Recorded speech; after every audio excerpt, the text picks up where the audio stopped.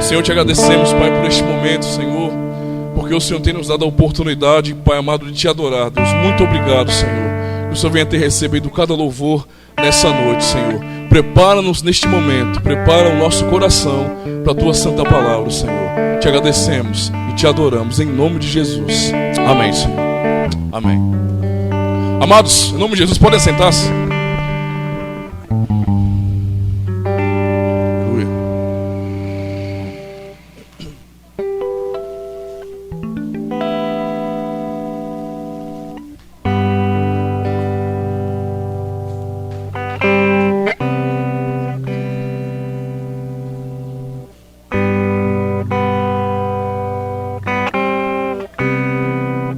Louvado seja o nome do Senhor. Bem, eu quero pedir para os amados abrir a palavra do Senhor em Salmos 128. São apenas 6 versos. E eu queria que a gente lesse com bastante atenção.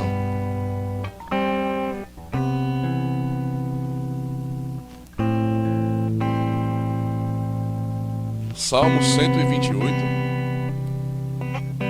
verso 1 a verso 6.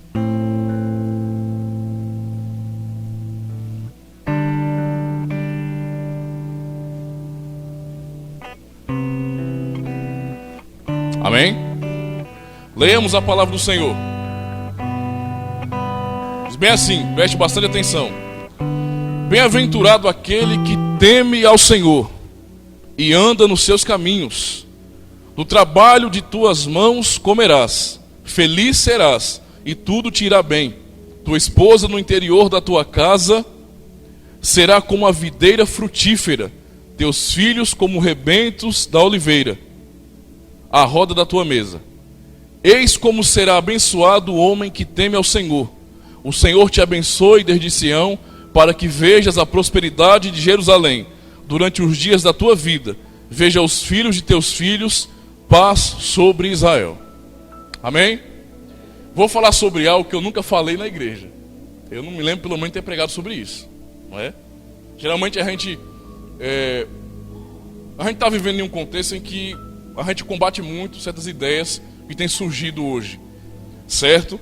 No entanto, essa ideia que eu quero dizer, que é justamente a questão da prosperidade, eu queria mostrar ela como que a Bíblia a revela, e não como a mídia a demonstra, para a gente entender um pouquinho da diferença. Então hoje eu vou falar sobre prosperidade, porque afinal de contas, vamos ser sinceros, não é? Quem é que não quer ir bem na vida? Eu quero ir bem na vida. E por que não? Qual é o problema? Não é verdade? Tem gente que pensa, não é, em oposição à ideia da prosperidade, que ser cristão, que ser fiel a Deus é fazer voto de pobreza. E não é bem assim. Se Deus deseja abençoar alguém, não é? Por que eu vou dizer que essa pessoa, ela está partindo para a corrupção, ela está com segundas intenções, ela está... Não tem nada disso. Vamos entender uma questão aqui. Eu vou falar sobre o que é isso à luz desse texto. Se eu só explicar esse texto, o que é? É um salmo, tá certo? E é um cântico de romaria. Um cântico de romaria é um cântico de peregrinação. Então o pessoal cantava isso, esse tipo de salmo, que vai desde os 120 até os 134, são salmos de romaria no caso, que eles vão cantando quando estão indo em caminho ao templo de Jerusalém, no período antigo. Então quando algumas pessoas das tribos ali se reuniam para ir até o templo, para celebrar as festas religiosas de Israel, eles iam cantando cânticos assim. Isso é um salmo de romaria, não é? Então esse salmo, ele não é uma doutrina, ele não é um ensinamento firme, pode dizer bem assim, são métodos para que isso aconteça. No entanto, revelam verdades aqui, que são muito importantes. Tá certo? E é justamente isso que eu quero compartilhar com os amados. Vamos ler o texto de novo, para a gente prestar atenção no que o Senhor vai falar, gente, tá certo?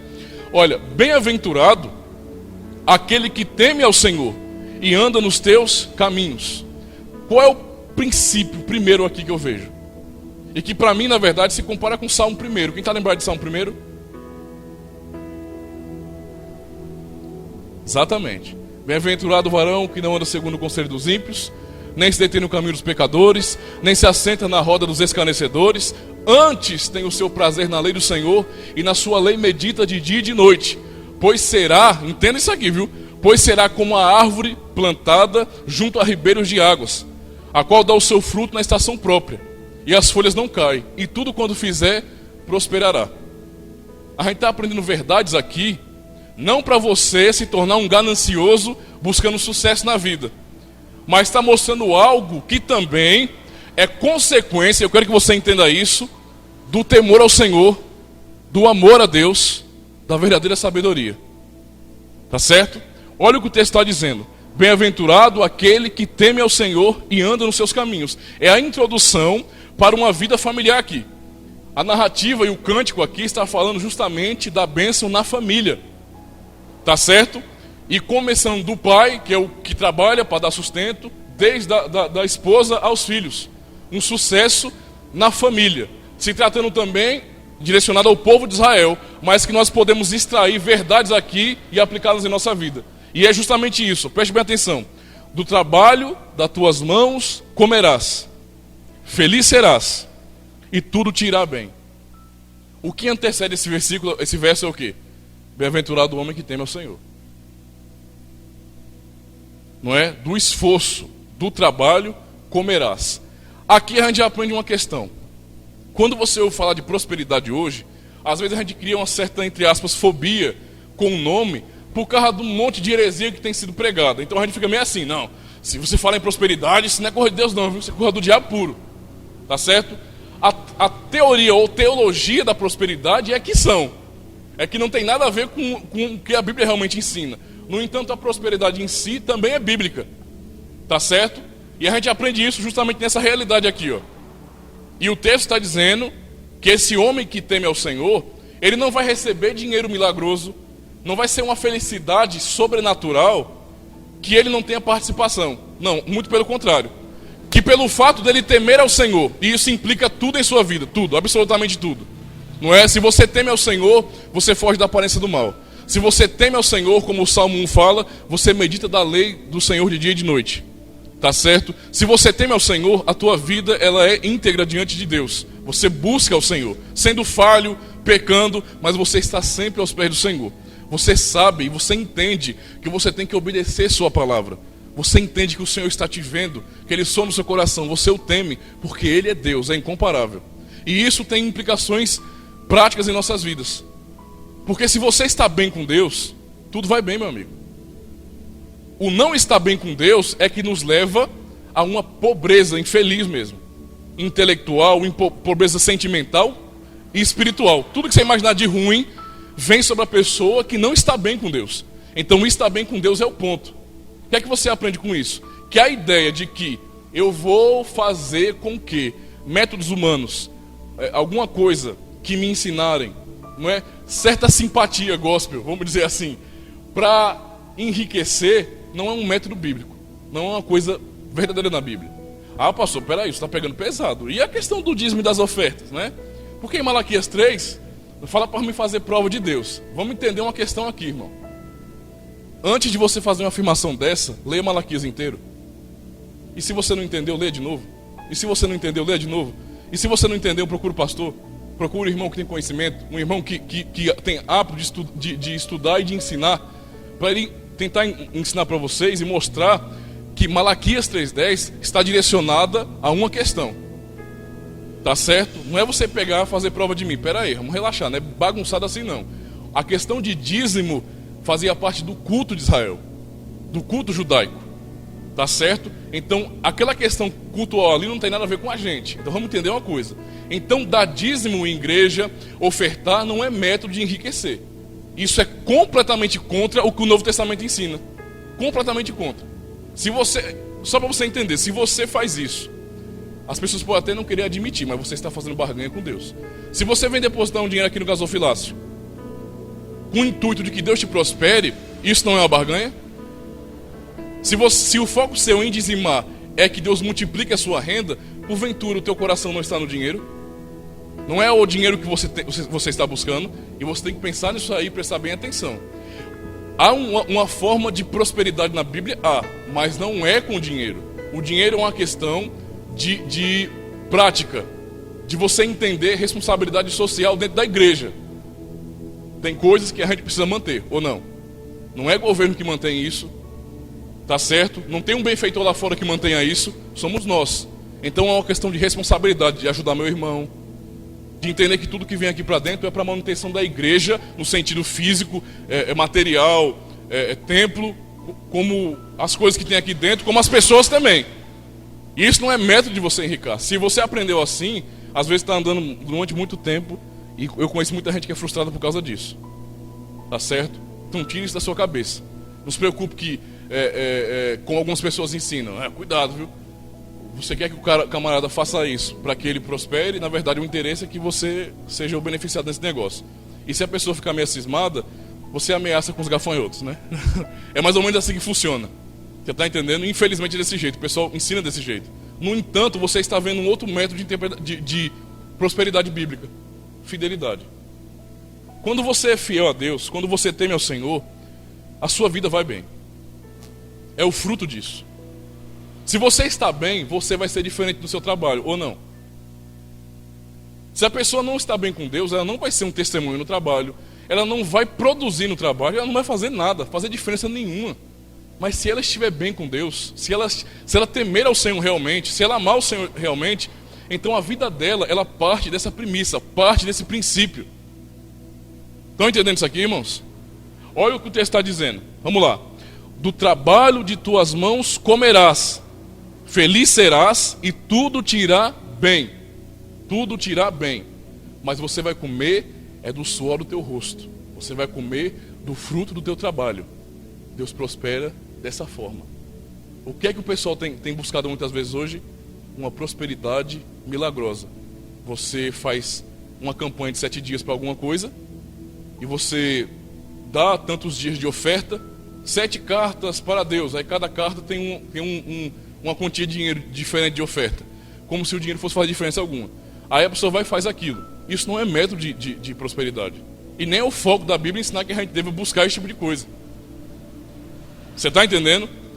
Então entenda uma coisa: a forma com que Deus nos abençoa tem a ver também com a nossa fidelidade a Ele em nosso trabalho. Vamos lembrar de um exemplo aqui. Paulo, o que é que Paulo ensina? Em 2 Tessalonicenses, aliás. Ele ensina que quem não trabalha também não coma. Não é bonito isso aqui, não é maravilhoso? Quem não trabalha também não coma. Ou seja, o que é que você aprende com o que Paulo está falando? Tem todo um contexto ali. Ele estava na igreja de Tessalônica, estava ensinando, pregando o evangelho ali com companheiros, e mesmo assim, tendo autoridade ele não dependeu do dinheiro da igreja. Antes ele trabalhou, para não ser pesado a nenhum dos irmãos. E disse: quem não trabalha, também não coma. O que esse texto está falando bem aqui para a gente? Do trabalho de tuas mãos comerás. E o contexto é justamente de bênção do Senhor na vida dessa pessoa. Bênção de Deus na vida dessa pessoa. Trabalhe. Quer prosperar? Trabalhe. Não invente e não se deixe levar por nenhum método místico, nenhum método mágico, nada que venha fácil e que não tenha respaldo nisso que eu estou falando, no que a palavra do Senhor está nos ensinando. A forma de nós estarmos bem na vida é estarmos bem com Deus, tá certo? Senão a gente fica tapando o sol com a peneira. E isso é algo muito perigoso, irmãos. A gente tem sido tentado, não é? Tem sido muitas vezes empurrado, chamado. É uma tentação pura mesmo a gente ficar focalizando nessa questão da vitória na vida, do sucesso na vida. E querendo ou não, nós somos pessoas que temos problemas, vivemos uma sociedade problemática. Então a gente quer resolver os nossos problemas. E acaba com isso, se aproveitando do que tem acontecido, com essas ideias, as pessoas muitas vezes conseguem mudar até o nosso foco. O meu foco é Deus, é buscar a Deus, é conhecer mais ao Senhor, é ter intimidade com Ele. Então agora, porque eu estou mal, tenho alguma dificuldade, eu quero alcançar alguma coisa, eu mudo o foco, que é a minha fidelidade a Deus, que é a busca ao Senhor, para ficar com foco em alguma coisa que o Senhor porventura pode me dar. Então a gente tem que tomar muito cuidado com isso. Muito cuidado com isso. Cada pessoa que tem testemunho de prosperidade na vida é porque essa pessoa trabalha. Tem gente que tem inveja de judeu. Deixa eu só explicar para você. A gente olha no testemunho do povo judeu. Você já viu algum judeu pobre? Eu não conheço nenhum, não. Pelo menos eu não. Se você viu algum judeu, te pergunto se você já viu algum judeu pobre. Não é? É difícil você ver isso. Os grandes bancários, por exemplo, nos Estados Unidos, a maioria são judeus. Pra você entender. Não é? Judeu vai muito bem. Agora, vamos entender uma questão. Deus tem uma aliança com o povo e a gente bota a culpa na aliança, né? O negócio é a aliança. Mas analisa a forma daquele povo viver. São pessoas que trabalham, meu amigo, e trabalham com força. Não é a negada que fica de joelho na igreja, fazendo uma roda de oração. Vamos orar agora, vamos chorar para Deus prosperar a nossa vida. Não, de jeito nenhum. É o pessoal carregar essas mangas e vão trabalhar. Vão trabalhar. E a união do trabalho dessa pessoa com sua fidelidade a Deus, é óbvio que vai levar uma vida, você está entendendo? Boa. Você vai ter paz. Você vai ter confiança, segurança no Senhor. E é justamente isso que é a prosperidade no lar. Olha o que o texto continua dizendo. Isso foi só o verso 2, viu? Verso 2. Tua esposa no interior da tua casa será como a videira frutífera, teus filhos como rebentos da oliveira, à roda da tua mesa. Irmão, isso é bastante interessante para a gente, viu? Todo o contexto aqui é de uma bênção familiar, para a família. Então, se o homem, né, o servo de Deus, ele realmente é alguém que ama a Deus, que busca ao Senhor, que teme ao Senhor, ele vai trabalhar e ele vai alcançar, sem injustiça, o fruto do seu trabalho. E a sua família será abençoada por causa disso também. A pessoa que teme a Deus não está falando de um homem que teme ao Senhor, mas nessa forma simplesmente, mas justamente que o temor ao Senhor engloba toda a família. Na verdade, o homem que teme ao Senhor tem uma esposa que teme ao Senhor, tem filhos que são ensinados a temerem ao Senhor, e tudo isso tem uma diferença tremenda na vida daquela família. Completa. É muito diferente, por exemplo, um camarada ser um crente na casa e o pessoal todo não querer saber de Jesus. É muito diferente, por exemplo, eu ser um pai de família. Eu estou aqui, aí eu digo que amo ao Senhor. No entanto, eu tenho responsabilidade com minha esposa, com minhas filhas, e eu não sou um sacerdote dentro de casa, eu não ensino elas, eu não as edifico espiritualmente, eu não ensino minhas filhas a palavra de Deus. Isso é uma coisa completamente contraditória ao que nós devemos ser como povo de Deus. O exemplo de família que nós devemos ter é justamente um exemplo de família que teme ao Senhor. Essa bênção está sendo derramada na família. E é justamente pelo fato de que essas pessoas, o exemplo é esse, que temem, que buscam a Deus. E quando você entender o que é isso, irmão, muita coisa vai mudar. Muita coisa vai mudar. Um exemplo. O tipo de conteúdo que adentra o nosso lar. A nossa atitude de ensinar nossa família, nossos filhos, nossos irmãos, pelo caminho que devem andar. A fidelidade em ensinar nossa família a buscar a Deus. A buscar a Deus em oração, a buscar a Deus no conhecimento da palavra, a ter esse compromisso com o Senhor. Tudo isso influencia. Não é uma coisa que você possa dizer, é algo milagroso, sobrenatural. Isso é uma coisa até natural, irmão. É consequência. É só você analisar uma lógicazinha aqui que a gente analisa de vez em quando, que é, por que a gente, o pessoal que é evangélico, crente, cristão, praticante, tem uma menor perda ou sofre menos algumas questões aí sociais, de violência, que outras pessoas? É porque a gente é melhor que eles? Não. É porque a gente não busca o que eles buscam. Isso não é uma questão racional? Eu não vi nenhum crente ali no bar ali, ó, no barzinho ali, no armazém, com um bocado de cavalo, derrubando tudo e acabando com a rua toda, sujando tudo, bebo e brigando com ninguém. Tem um monte de gente ali que não conhece a Jesus, não teme ao Senhor, e estão fazendo aquilo. E de vez em quando sai um tiro, sai uma morte. A gente está livre disso. Tá certo? Isso é algo sobrenatural? É algo natural. Sabedoria, temor ao Senhor. Qual o princípio da sabedoria? Temor ao Senhor. Quem teme ao Senhor é sábio. E a sabedoria em si, ela vai nos orientar. Deus vai nos orientar por meio disso. E então eu vou bem na minha vida. Vou bem. E isso é uma coisa tão forte, tão tremenda, que acaba até confundindo a lógica de mercado que a gente tem hoje, não é? Acaba confundindo. Por quê? Porque tem gente que acha que para você ser uma pessoa realizada, o texto fala que esse camarada aqui, essa família, é feliz. Tudo vai bem. É feliz. Mas a lógica que a gente tem hoje é que você só pode ser feliz se você tiver. Se você tiver bens. Se você tiver coisas, não é, em abundância. E eu estou vendo algo completamente contrário aqui. Que o princípio da felicidade não é o ter bens. Não é o conquistar coisas. Não é ter muita... não é ter muito bem material.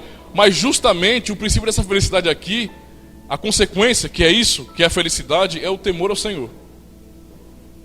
É o amor a Deus. É o conhecimento do Senhor. O que é que o Senhor está ensinando para a gente? Olha, como Salmo 1. Se a gente, não é, tem como propósito Deus, se a minha alegria está em Deus, se eu me satisfaço no Senhor, então eu vou bem, porque tudo isso eu tenho. Eu não tenho que buscar em outras coisas. Vocês estão entendendo isso aqui, irmãos? Isso é uma coisa séria. Porque às vezes pode ter alguém aqui com um pensamento um pouco influenciado pela mídia. E eu não acho isso anormal não, porque a gente assiste televisão. E tem que tomar cuidado com essas coisas. Porque o que eu estou falando aqui, se você for ligar um canal hoje de televisão, você vai ouvir tudo ao contrário. Você vai ouvir nada, rapaz. Olha, vamos fazer o seguinte. Vamos fazer uma campanha de 7 dias de joelho, entendeu? E vamos derramar óleo no seu joelho. E para a gente orar agora com o joelho ungido. E pela sua oração que vai ser ungida por causa do joelho ungido, Deus ele vai derramar uma bênção financeira na sua vida. E quando você der determinada quantia, segundo a sua fé, a medida da sua fé, Deus te dará em dobro. Aí a negada bota a mão no bolso, dá a quantia maior que puder. Para Deus multiplicar, é claro, né? Não é verdade? 10 mil, aliás, 20 mil é maior do que 10 mil. Não é 2 mil é maior do que 1.000. Então eu vou dar para poder Deus multiplicar aquilo ali, ou mais. Você está entendendo? O objetivo não é Deus mais aí. Acabou-se. Sabe onde é que tem essa questão da prosperidade de forma distorcida na Bíblia? Porque tem na Bíblia. Se você se interessar, dê uma lidinha depois no Evangelho de Mateus, no capítulo 4. Você vai entender perfeitamente a teologia da prosperidade em Mateus 4. É perfeito, irmão, perfeito. É a mesma coisa. É como se eu estivesse vendo um televangelista falando ali. E em Mateus 4 acontece o quê?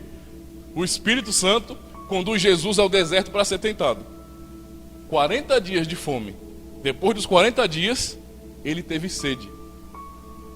Aliás, teve fome, depois de 40 dias. Chegou no 40, teve fome. Quando ele teve fome, então chegou o tentador. E então qual foi a conversinha dele para Jesus? É justamente a conversa da teologia da prosperidade. Não é filho de Deus? Tem lógica, filho de Deus tá com fome, cara, né? Não tem sentido. A gente é filho do dono do ouro e da prata, né? Não tem por que a gente tá com fome. Então, se você é filho de Deus, tá vendo essas pedras aí, ó? Transforma ela em pães. Porque você tá com fome, filho de Deus com fome não combina. Transforma a pedra em pães. Estão entendendo isso aqui, irmãos? Isso aqui é sério. Isso é tentação pura. E é justamente essa a ideia que é vendida aí. A ideia é essa. Se você não vai bem, você está entendendo? É porque você não é filho de Deus. Porque se você for filho de Deus, você não pode aceitar essa situação que você vive. Como se eu e você tivéssemos sequer condições de dizer: Deus, eu não aceito essa minha vida não. Aí é facinho para Deus, né? Acabou com o homem. Porque é assim que funciona, irmão. Estamos falando com Deus, não é? É Deus. Não dá para me dizer para Ele: não, Senhor, eu não aceito. E eu determino que aconteça isso e isso na minha vida. Não é? É assim que acontece na mídia. Infelizmente é dessa forma. E isso muitas pessoas têm abraçado. Qual é a outra conversinha do diabo com Jesus ali? Passa mais um tempinho. Olha, não está escrito. E o infeliz ainda usa a palavra, né? Ah, pastor, tem uns pastores ali que estão pregando sobre uma unção financeira, não é? Inclusive Mike Murdock, se eu não me engano, mês passado teve em Palmeiras dos Índios. E mandaram até um convite para mim. Eu falei: mas é uma sem vergonha isso, né, bicho? Os caras sabem que eu não suporto essas coisas e ficam mandando convite para mim, né? Dá agonia, mas tem que amar os irmãos. Fazer o quê, né? O que acontece? As ideias. Passa um tempinho, o diabo chega lá para Jesus e fala bem assim, olha, usando a palavra: não está escrito aos teus anjos dar a ordem ao teu respeito para que não tropece nenhuma pedra? Não é? Eles te sustentarão? E Jesus, peraí, não tentará o Senhor teu Deus. Não, Jesus, é o seguinte, pô, eu vou levar você no pináculo do templo, na parte mais alta do templo, não é? Na parte mais alta do templo. Aí você se joga. Quando você se jogar, os anjos vão te segurar. As pessoas vão ver Jesus e vão te aclamar como Messias, olha, vão te aclamar como Deus, porque não é possível, né? Se Deus está segurando ele, se os anjos estão segurando ele, é porque ele realmente é alguém muito importante. E então a resposta de Jesus é: não tentarás o Senhor teu Deus. Isso é o que na nossa vida hoje, irmãos? É justamente buscar título, sucesso, reconhecimento, ser aclamado pelos homens. Eu quero ser um grande homem de Deus. Eu quero que as pessoas me reconheçam como um grande homem de Deus. Eu quero que o nome Igreja Cristã Defesa da Fé, daqui a 3, 4 anos, esteja em todo o Brasil e assim depois em todo o mundo. Que a nossa igreja cresça, que a gente tenha que comprar um outro terreno, e um outro terreno, e um outro terreno, e depois construir em cima, para ter um templo gigantesco. É justamente essa a tentação que o diabo oferece. Aí passa mais um pouquinho, ele vai, mais uma vez, mostra para Jesus todos os reinos da terra. Não é? E com mentira, é claro, porque nada é dele, mas todos os reinos da terra. Olha aqui, Jesus, tudo isso aqui eu te darei, se você se prostrar e me adorar. Se você se prostrar e me adorar, tudo isso aqui vai ser seu. Você não está precisando de um reino, né? Vamos negociar então? É só você me adorar que tudo isso aqui vai ser seu. Você vai mandar em tudo. E a resposta de Jesus foi o quê? Ao Senhor teu Deus adorarás e só a Ele darás culto. É simples assim. A tentação dessas ideias que nós vemos na mídia, que entram em nossos lares, infelizmente, vem com a ideia completamente distorcida, botando o dedo na nossa cara e questionando se nós somos ou não somos filhos de Deus. É isso que estão fazendo. Isso é completamente satânico. Isso é diabólico. Isso vem do mal. Isso é tentação. Como é que eu posso aceitar uma tentação como uma verdade bíblica? É assim que tem acontecido. No entanto, o que nós vemos aqui nessa palavra, eu falei sobre Mateus 4, mas o que nós vemos aqui nessa palavra é algo completamente diferente, meu amigo. O princípio de tudo é o temor ao Senhor, é o amor a Deus, é o você amá-lo, é o você buscá-lo. E então, se você tem a Deus na sua vida por completo, se você conhece a Deus, se você busca conhecê-lo, então sim, Ele vai satisfazer o que deseja o teu coração, que é justamente conhecê-lo mais. Você vai ser próspero nisso, você vai conhecer a Deus. E é justamente isso que nós precisamos entender para não ser infectados com essas ideias. Isso acaba cegando muitas vezes a gente. E uma vez eu tive a oportunidade de fazer uma peça lá em Jardim América, Espírito Santo, quando estava no seminário ainda, e me chamaram para fazer uma peça. A gente tinha feito uma peça sobre a cor da igreja, era uma peça para poder impactar a igreja. E foi tão impactante realmente que o pregador que ia pregar em seguida da peça, ele não conseguiu pregar, ele ficou sem palavras. Ele ficou, não é possível, ficou perdido, homem, perdido. Aí por causa disso chamaram a gente para poder participar da peça também, de uma peça, numa manhã, num congresso de jovem lá. E fizeram uma peça sobre o leilão de uma alma. Aí ficava uma pessoa assim, uma jovem, ficava um camarada, que é o leiloeiro, que no caso era o diabo, e um monte de pessoas ali, separadas na plateia, no meio do povo, em que ele chamava para poder leiloar aquela vida, e algumas pessoas se ofereciam, que representavam algumas questões aí. Por exemplo, dinheiro, luxúria, prostituição, religiosidade, tudo isso estava no meio, não é? As pessoas interpretando isso. E eu tenho aqui uma alma muito preciosa para Jesus, mas ela está nas minhas mãos, e eu posso fazer o que eu quiser com ela. Mentira, pensa na mentira, você bota isso aí, né? Aí alguns se levantou. Quem é você? Ah, eu sou o dinheiro. Aliás, eu sou a religiosidade. Aí inventou um monte de coisa lá. Eu sei que um monte de gente tentou fazer a barganha com ele, fazer o negócio, né? E não conseguiu. E eu era o dinheiro, olha, que coisa boa, né? Me ofereceram o papel do dinheiro e eu, rapaz, não vai prestar. Porque quando chegar na hora, eu vou esquecer da peça e vou começar a falar com a igreja. E foi justamente o que aconteceu. Aí lá vai eu, dinheiro. Aí eu comecei a falar, o negócio é o seguinte: o que eu tenho para oferecer é muito mais importante do que tudo que o pessoal aqui já ofereceu. Por quê? Porque eles só conseguem isso através de mim. Para conseguir ter prazer nesse mundo, meu amigo, tem que liberar o tutu, tem que liberar a graninha, não é? Para conseguir ter bens materiais, fazer o que você quiser, entre aspas, você tem que ter poder. E poder eu que dou. Se você tem dinheiro, você tem o que você precisa. Então todos vão me querer. Você está entendendo? Rapaz, foi um argumento bom. Só que aí eu me empolguei, como eu falei, né? Saí da cena e fui falar com a igreja. Comecei a falar para a igreja. E comecei a botar algumas questões em xeque. Inclusive depois me repreenderam por causa disso. Mas Deus sabe todas as coisas. Comecei a botar algumas coisas em xeque. Eu comecei a falar bem assim, ó. Satanás, sabe por que as pessoas, né, vêm aqui? Justamente porque o foco delas sou eu. Eu sou chamado de dinheiro, mas na suma, né, meu nome real é Mamon, olha. Mamon. Aí eu comecei a falar sobre essas questões. E expliquei sobre isso. E falei, sabe por que eu estou falando isso? E eu provo isso para você. Quando esse povo vem aqui e se reúne, pergunte se alguma das campanhas que eles vêm aqui para se reunir é em prol de Deus fortalecer meu irmão espiritualmente, em prol de eu aprender o que é perdão, em prol de eu ajudar o meu próximo, em prol, não é, da pregação do evangelho. Não. Todo mundo se reúne aqui porque querem que Deus prospere a sua vida, que Deus dê o sonho da sua casa própria, que Deus dê o sonho do seu carro próprio, que o Senhor me arrume a vaguinha na empresa multinacional.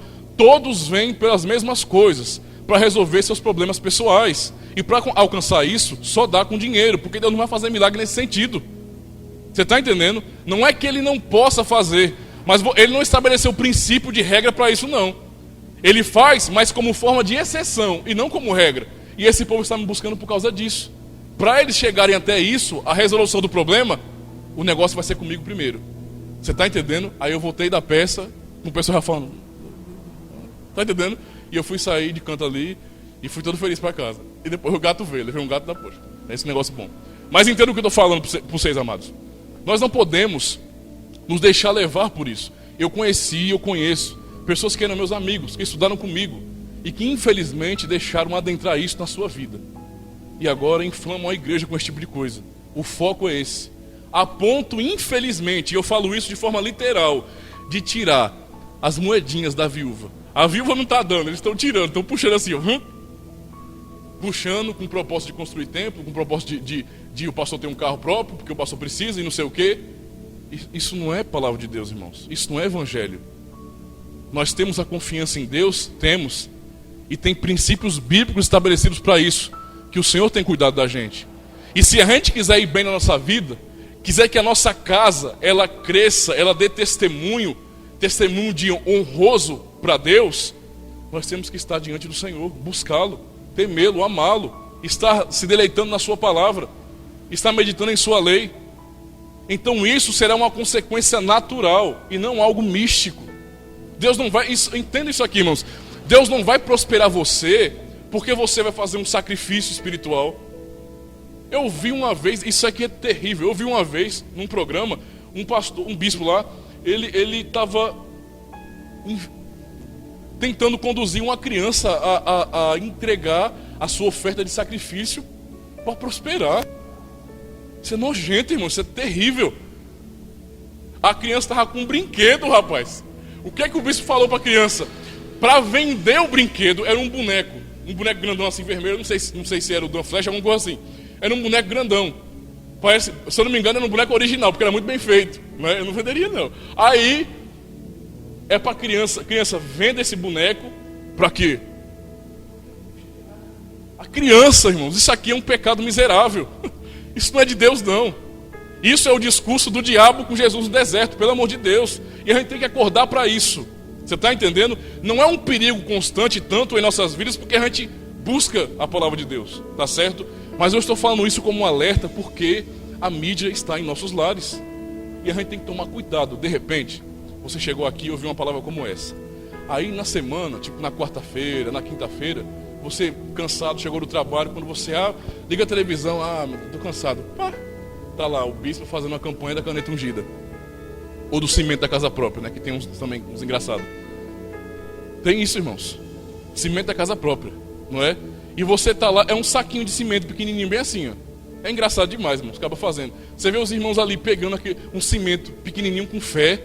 Você está entendendo?